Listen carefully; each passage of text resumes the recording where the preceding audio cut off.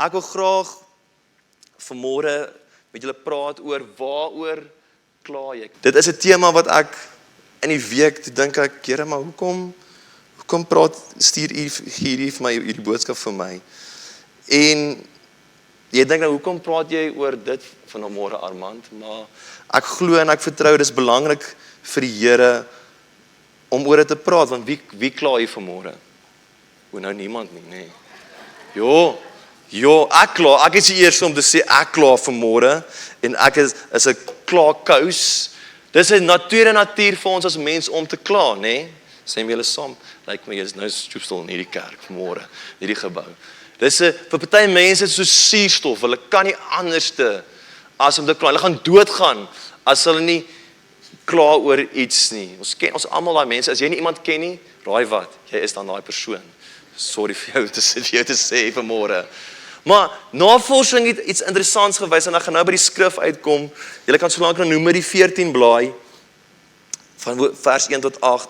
Maar navorsing sê die volgende: wanneer ons kla, word die hormoon kortisol afgeskei. Ons liggaam skei dit af vir ons veg en vlug reaksie. Dit is die wat verantwoordelikheid neem vir die veg en vlug reaksie. En wanneer ons veg of vlug reaksie geaktiveer word, herlei ons brein bloed, suurstof en energie weg van die nie noodsaaklike stelsels.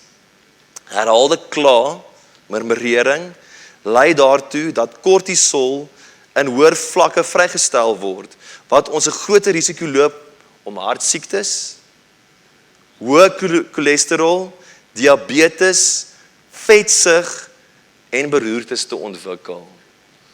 Klaar, dis dit klaar. Jy dink myself, kan klaar dit doen? Navorsing wys dit. Dan Silie, jy sal my kan help. Waar is jy? Waar is Silie? Dit gebeur jou gemoedstand, die manier wat jy oor jouself praat. Dit sê een studie gepubliseer in die Archives of General Psychiatry het bevind dat optimiste gemiddeld langer as pessimiste leef. Daar is gevind dat optimiste 'n 55% kans lae risiko van dood het oor alle oorsake en was 23% minder geneig om aan hartsiektes te sterf.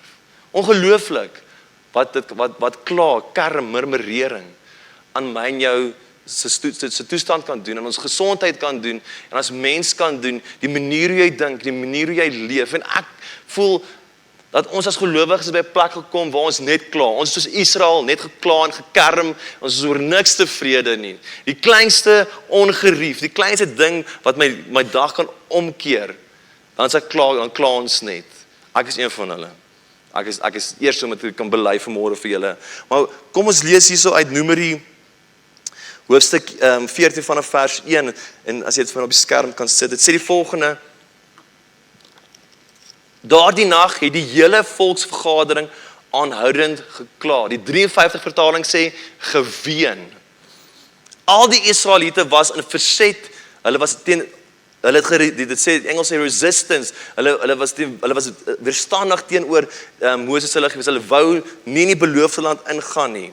Teen Moses en Aaron, en die hele vergadering het vir hulle gesê: as ons maar in Egipte of in hierdie woestyn gesterf het. Hulle sê, as ons maar net kon.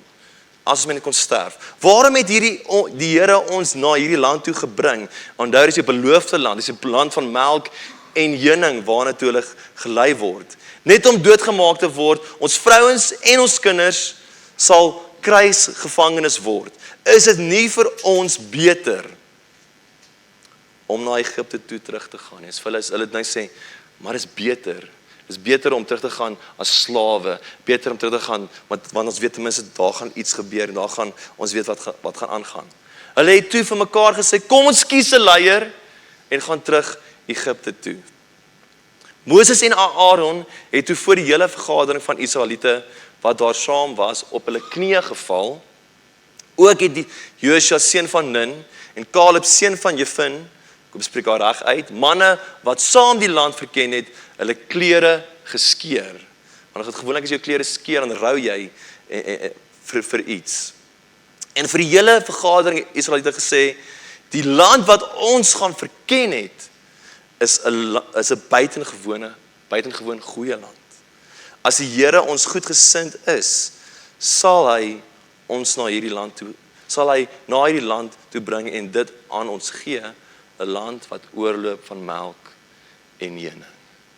Hulle kla, hulle kerm, hulle hoor al vir so lank hierdie beloofde land wat aan hulle gegee, en toe hulle nou sien wat vir hulle voorlê, as jy gaan hoofstuk 13 gaan lees, dan verken hulle die land, en 10 uit die 12 stamme is nie happy nie, want hulle sien hierdie groot mense, stam van mense van Enak, en hulle sien al die Amalekiete en die Joabiete en al die mense, en hulle is soos, ek weet nie hoe dit kan ingaan nie, hulle sien al die moontlikhede, maar hulle kyk vas in die probleem, hulle kyk vas in die situasie, en hulle kla, en hulle kerm, en hulle is nie tevrede met wat hulle tans in die gesig staar nie, hulle is soos, ons wil nie.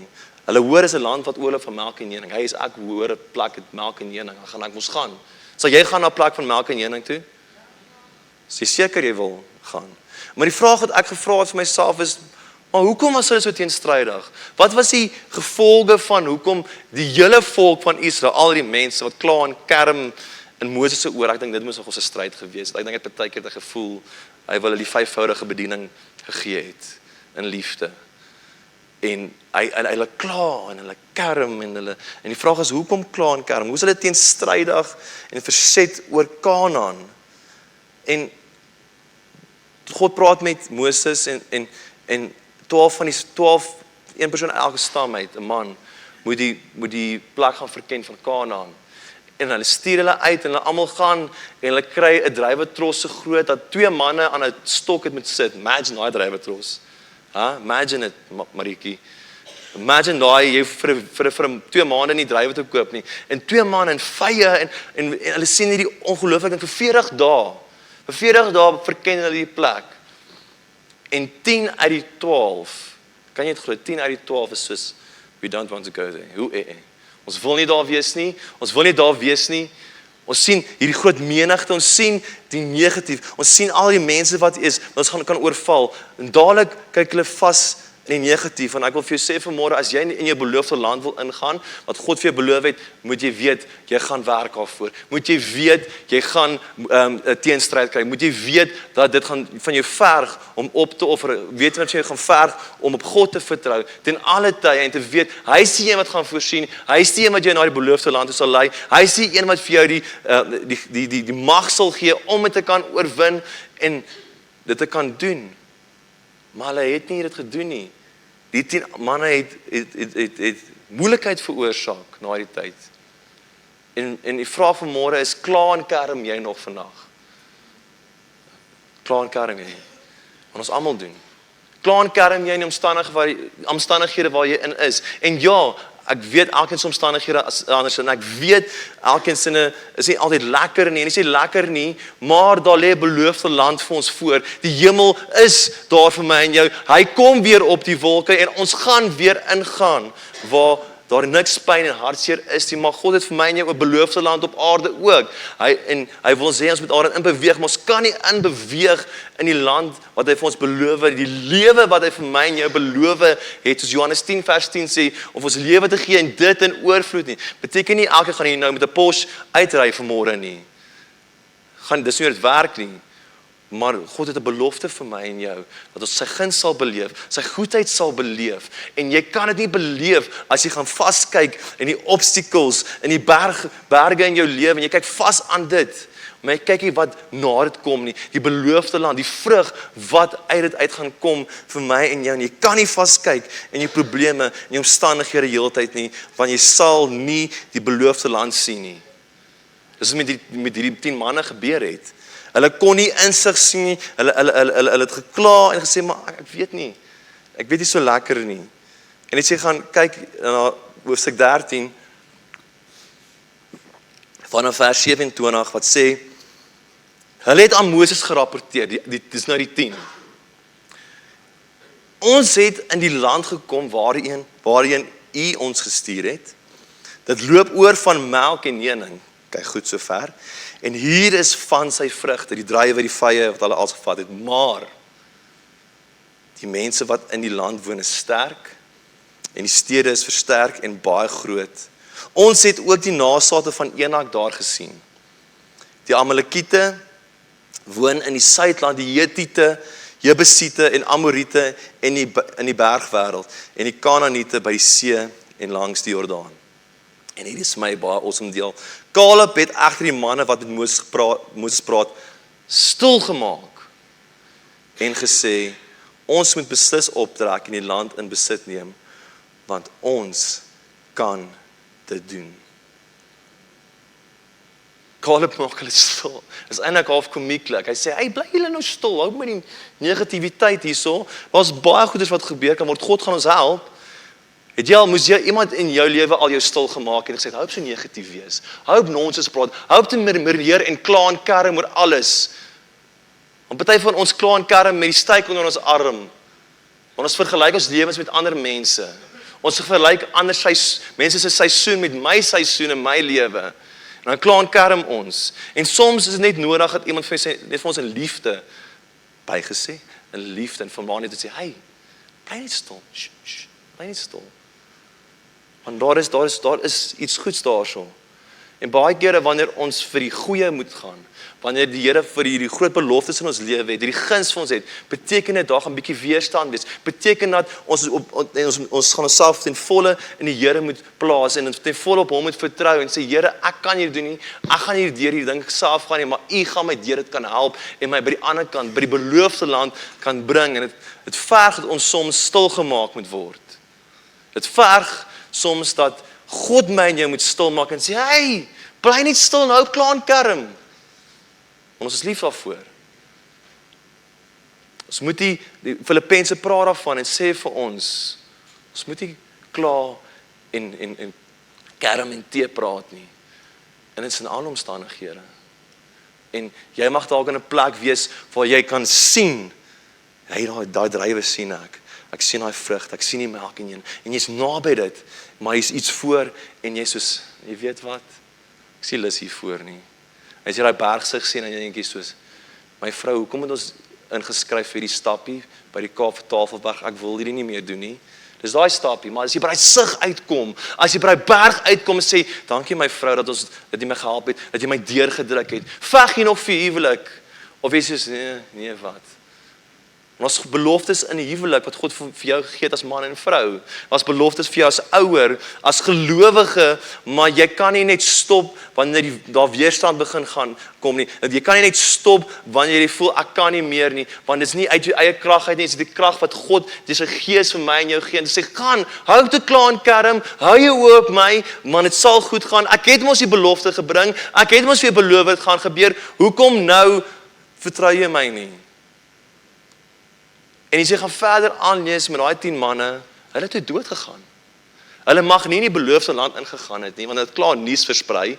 En as jy gaan kyk, dat dis hoekom die Israeliete, die volk so gekla en gekerm het, geween het, gekla het, want hulle het die nuus versprei. Jy kan gaan kyk, lees in hoofstuk 13. Hulle het gekla en gekerm en hulle het onder mekaar gaan sê, hoorie, die vrugte is nou nie so great nie, hoor. Die druiwe is toe nog nie so klein ou korreltjies, een trosie wat ek so in my hand gevat het. Dit is nie so wow nie. Jy weet, en ons moet versigtig wees dat ons nie met ons kinders doen nie. Ek het nie kinders hier, so ek kan nie praat nie. Maar ek het al gesien, en ek werk met tieners al vir amper 10 jaar. En ek gesien wat ouers se woorde aan kinders doen. En daar's 'n belofte, daar's hierdie hele lewe wat vir hulle voor en ouers praat dit dood. Bemoedig hulle nie. Praat dood oor hulle lewe, praat negativiteit, en dan wonder jy, hoekom is my kind so depressief? Hoekom wil my kind nie met my praat nie? Hoekom wil mense nie om my wees nie? So met jy klaarkous is, so met jy kerm, onnodig kerm, mense wat onnodig kerm. Het jy al ooit gevoel, iemand kerm so, en jy is net soos, wag het 'n bietjie, ek sien jou môre. Nee, jy voel so, nee? Jy voel so. Moenie vir my sê vanmôre, jy het nie al so gevoel nie. Ek het al so baie kere gevoel in my lewe. Partykeer in Pick n Pay en ek bely nou voor jou, dan sien ek iemand en sê nee, daai ene nie, asseblief. En ek sien die volgende aisle in. Want jy is moeg, jy is nie lus vir mense om jou af te trek. Jy is nie lus vir mense wat jy net sê, as iemand vir jou vra, sê jy weet wat? Ek weet nie. Maar dan besef hy persoon, hulle het 'n bed om in te slaap, hulle het kos in hulle kaste, hulle het 'n kar om te ry, hulle het water en lig, hulle het warm water. Daar's mense in China wat doodgemaak word vir hulle geloof. Mense wat sal wat wil gee om in 'n kerk soos vanmôre te kan sit, wat in 'n vrylik, in 'n vryheid die Here te kan aanbid en die woord te kan lees. Mense het vervolg word, hulle kla nie. Hoekom kla ek en jy? Ons is bevoorreg. Ons het die geleentheid om mense te inspireer vanmôre. Die wêreld kyk na ons en dink soos Jessie, as 'n gelowige so is, dan wil ek nie so wees nie, want hulle kla en kerm net die hele tyd. Die vraag is, waaroor kla jy vanmôre? Jy weet. Ek weet waaroor ek kla. Jy weet waaroor jy kla as gelowige vanmôre. Wat gaan jy daaromtrent doen? Dis my vraag. Want ek kan nie sien dat jy God se goedheid en guns gaan beleef as jy heeltyd gaan kla en kerm nie. Daai 10 manne het nie, hulle was doodgemaak op 'n van toe hulle optrek om na die beloofde land toe te gaan. En hulle het gesê ons gaan gaan. Hulle is geweier om te gaan. En hulle wou gaan, maar die ander mense toe hulle inkom, toe die ander nasies hulle doodgemaak. Wees versigtig waaroor jy kla. Wees versigtig die guns wat God lankal oor jou lewe gebring het, gespreek het, lewe en het geblaas het wat jy oor dood bring. Want dit gaan bepaal jou lewe gaan wees. Ons lees wat statistieke sê, ons sê, hoor en lees dit wat aan ons menslikheid doen, en ons gesondheid doen. Filippense 2 vers 14 sê, doen alles sonder kla of teerpraat. En ek weet dit is moeilik. Ek weet dit is moeilik as die hond 2 uur in die oggend blaf en jy moet buite gaan in die winter. En jy sê, ag Here, nie weer hierdie hond nie, asseblief help my. En as oomblikke waar ons kla en is oor en verby, maar as jy konstant gaan kla. Kom ons maak so, as jou man of vrou die hele tyd gaan kla, wat gebeur met jou gemoed? Wat gebeur met die huwelik?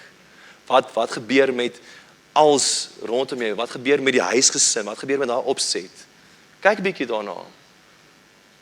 Wat gebeur? Wat gebeur as ons as kerk, hierdie kerk vanmôre, as almal op een slag die hele tyd konstant gaan kla, hoe gaan hierdie dorp lyk? Hoe gaan hierdie area lyk? Nee man. Kom ons wees bly en dankbaar om vanmôre hier te kan wees. Ek weet ek klink soos 'n gans vanmôre, maar ek's dankbaar om hier te wees, want God is goed. Amen. Hy het vir my beloftes gegee in sy woord wat nie verander nie. God het nie vir Moses gesê, hoor jy, ekskuus, ek weet ek het aan jou voorvader Abraham 'n belofte gemaak, maar julle gaan nie ingaan nie. Hy het nie dit gedoen nie. Hy hou by sy woord. Al hou ek en jy nie by ons woord nie, hoor dat ek vir sê, kerk, God hou by sy woord. Al twyfel jy vanmôre, al hinder jy vanmôre, al weet jy nie wat môre vir jou voor nie, weet dat God in gister was, hy is in vandag en hy sal by môre wees. Moet jy nie worry oor God se plan nie. Hy weet wat hy doen op die einde van die dag. Hy weet wie hy is. Die vraag is, weet jy wie hy is en die beloftes wat hy vir jou gemaak het vanmôre? Doen jy regtig? Glo jy dit? Kan jy regtig waar vanmôre met onverskrokke geloof sê, ek glo God is besig. Ek kan dit nie sien nie. Dit voel ek beklei om by die beloofde land uit te kom, maar ek weet God is 'n oorwinnaar. Ons is meer as oorwinnaars deur Jesus Christus wat vir my en jou die krag gee. En ek en jy moet begin dit spreek. Ek en jy moet begin lewe blaas in ons lewens en ophou kla en kerm. En dan kom oomblikke en jy kan vir die Here kla en kerm. Dis waarvoor dit gebed ook is baie keer. Gebed beteken gaan, Here, is so goed. Is so wonderlik. Soms is jy gemoed swaar. En dis moeilik en dit is okay om nie okay te wees en jy kan vir die Here neerlê. Hy verstaan. Jesus was in die tuin van Getsemane en hy het vir die Here gekla. En hy sê, Here, ek kan nie hierdie doen nie. Maar nog steeds nie my wil nie, maar u wil. Jy kan vir die Here kla vanmôre. Maar kla en kry dit oor en verby.